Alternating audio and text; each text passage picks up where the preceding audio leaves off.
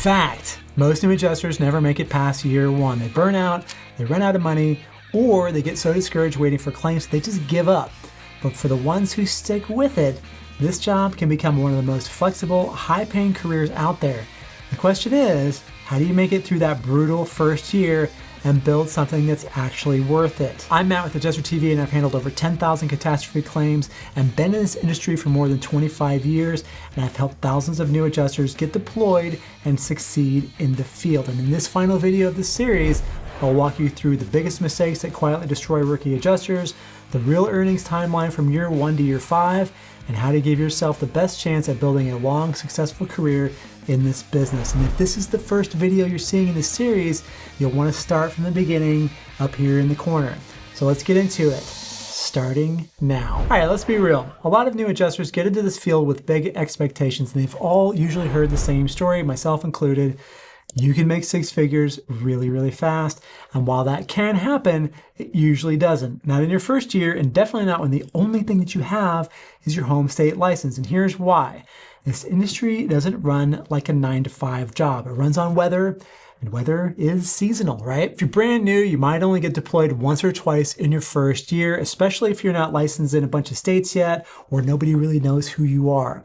And even if you do get deployed, you're likely going to spend the first couple of weeks of your storm just getting your bearings, learning the claims management systems like NextGen or ECS, figuring out your inspection and estimate workflow, making a bunch of rookie mistakes, which everybody does, cleaning up files and navigating QA corrections. It's a slow start, and it can be discouraging because you're watching other adjusters run laps around you while you're still figuring out how to schedule your inspections.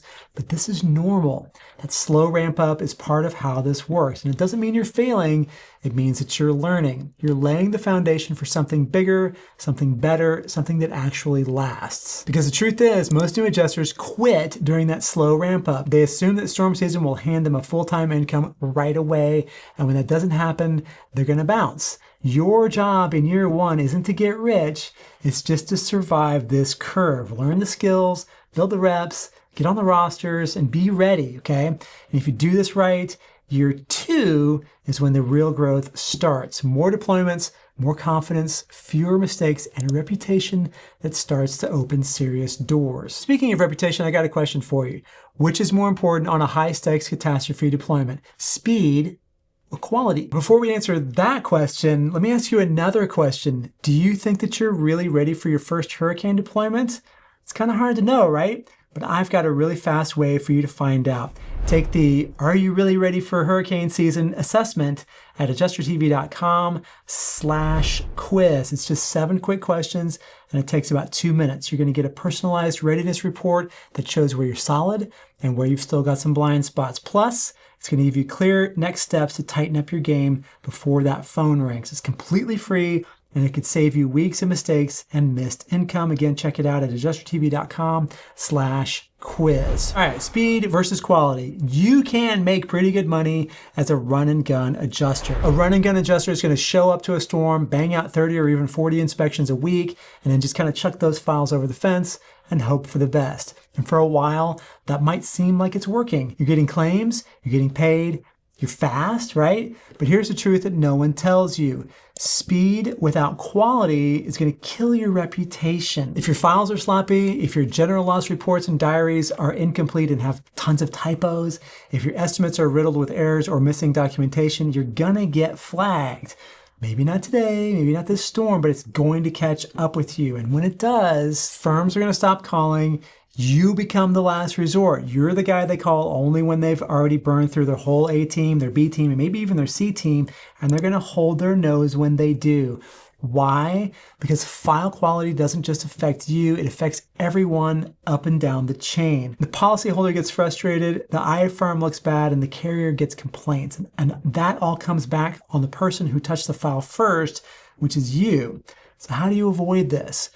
Even early on, especially early on, make file quality your #1 priority. And here's how to do it. Double check every estimate before you upload. Use an inspection checklist so that you never forget key damage. Keep photo labels clean and consistent. No IMG 4726 or blurry photos, right? Document every conversation clearly. Dates, full names, first and last. phone numbers, what was said, how the conversation was left, and do not guess on coverage. If you don't know, look it up. And if you can't find it, call your iFirm team manager and find out. File quality is customer service. It's trust and it's your reputation in the field. You want to be the adjuster that firms fight over, the one they know delivers clean, accurate, payment-ready files every single time. Because when you do that, you don't just keep getting claims. Sometimes you start getting the best ones. Okay, this one might be the most costly mistake of all. Trying to do everything all by yourself. Adjusting can feel kind of like a solo sport. You're driving across the country alone. You're climbing roofs alone. You're writing files at midnight alone. You're taking phone calls, solving problems, second guessing everything all by yourself. And for a lot of adjusters, including myself, that isolation can become the norm. When I first started, I made what I thought was a smart play. I built a reputation as a high-producing, high-quality adjuster, and I tried to let that speak for itself.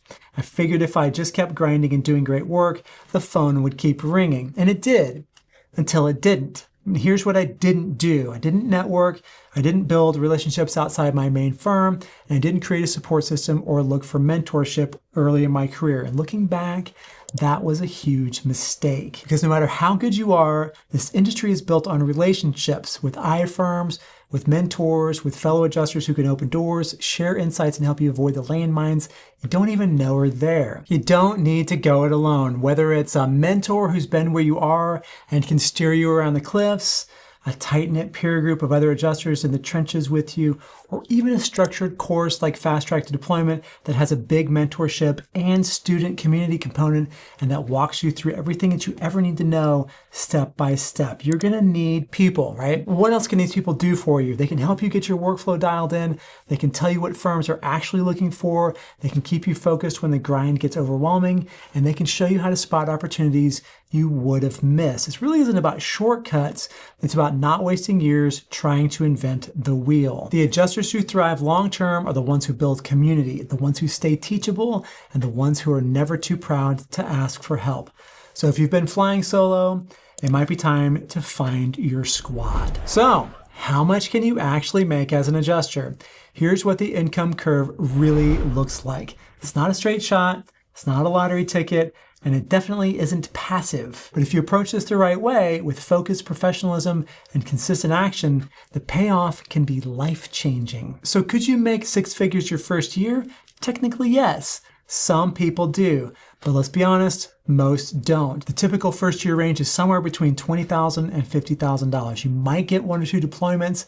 You're going to spend a lot of time onboarding, learning software, making mistakes, and waiting for the next storm. And there's going to be downtime and there's going to be self-doubt. But year one is not about stacking cash. It's about building the foundation, getting more licenses, getting on the right rosters and building those relationships, gaining real-world experience, learning how to close a good solid file, figuring out if this job is even right for you, right? So your number one job in year one is just to survive that curve. Stay in the game long enough to get good. Year two, this is where things start clicking. If you went all in during year one, you stay teachable and you fix your workflow, you're now a known quantity. You've got better file quality, faster inspection to close times, and a few solid deployments under your belt.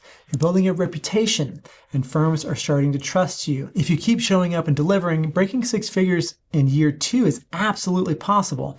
Personally, I cleared $100,000 in year three of my career, but I had zero mentorship or coaching. Today's adjusters with the right support can move way faster than I did. Year three and beyond, this is where it becomes a real career. You've got multiple deployments each year. Firms request you by name. You know your gear, your routes, your workflow, all that stuff, right? You're confident on the phone and you're solid on the roof. At this level, $130,000, $150,000 per year is very achievable. If you stay dialed in, you could absolutely hit $200,000 plus. I know adjusters right now who are pulling in $250,000 or even $300,000 a year. And keep in mind, $100,000 today doesn't stretch like it used to, but if you build a lean operation and treat this like a business, the margins are still incredibly strong and their sky is really the limit. Here's a real secret behind those numbers. It's not about getting lucky with a big storm, okay? It's about consistently delivering what firms need with a great attitude, solid communication, and dependable follow through.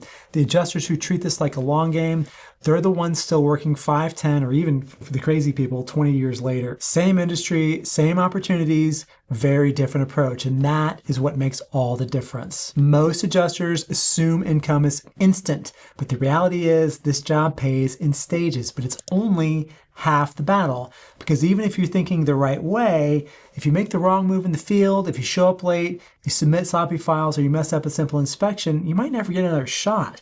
And the worst part is, most new adjusters have no idea what they're doing wrong. There are 3 career-killing mistakes that rookies make all the time, and they don't just cost you money, they can quietly get you blacklisted. This is such a big deal that we made an entire deep dive video on it. So if you're serious about getting deployed and staying deployed, watch this video next. And as always, thank you so much for watching and have a great storm.